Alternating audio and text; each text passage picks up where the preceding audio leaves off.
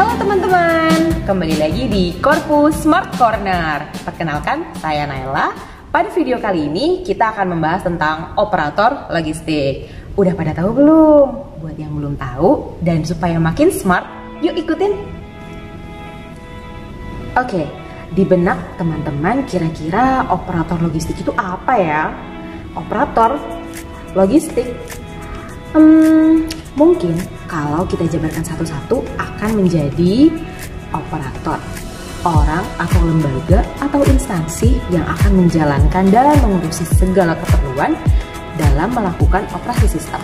Sedangkan logistik adalah serangkaian proses yang meliputi kegiatan perencanaan, implementasi, hingga pengawasan terhadap suatu proses perpindahan, baik itu barang atau jasa, energi atau sumber daya lainnya dari titik awal menuju titik penggunaan atau titik tujuan. Jadi kalau kita gabungkan, operator logistik adalah orang atau lembaga atau instansi yang menjalani proses perpindahan barang atau jasa dari titik awal menuju titik penggunaan. Gimana? Setuju nggak? Nah, ternyata operator logistik banyak macamnya, tergantung seberapa banyak orang atau lembaga atau instansi yang berpartisipasi. Berikut macam-macam operator logistik.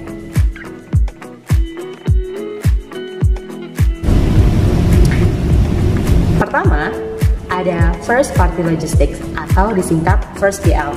Penyedia logistik pihak pertama adalah penyedia layanan tunggal di wilayah geografis tertentu yang mengkhususkan pada barang atau metode pengiriman tertentu. Contohnya nih kayak yang di video, peternak telur mengirim telur langsung ke toko untuk dijual. Kemudian yang kedua ada Second Party Logistics atau disingkat Second PL. Penyedia logistik pihak kedua adalah penyedia layanan yang menyediakan layanan logistik khusus mereka di wilayah geografis yang lebih besar atau nasional daripada yang dilakukan oleh si First PL tadi. Seringkali ada kontrak frame antara Second PL dan pelanggan yang mengatur kondisi tugas transportasi yang sebagian besar ditempatkan dalam jangka pendek.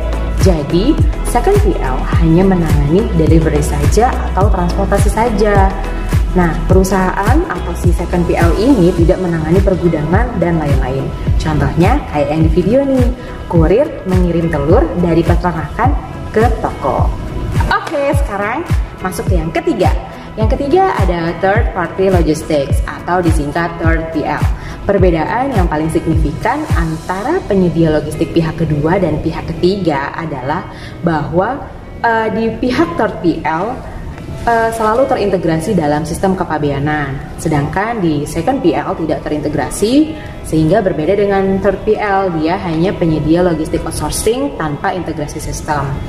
Second PL biasanya hanya menyediakan layanan standar atau hanya delivery atau transportasi aja, sedangkan di Third PL seringkali memberikan layanan yang disesuaikan dengan kebutuhan pelanggan, seperti selain delivery atau transportasi, dia juga menguruskan pergudangan, terus packaging, dan lain-lain. Selain itu, perbedaan juga terletak di ketahanan kontrak.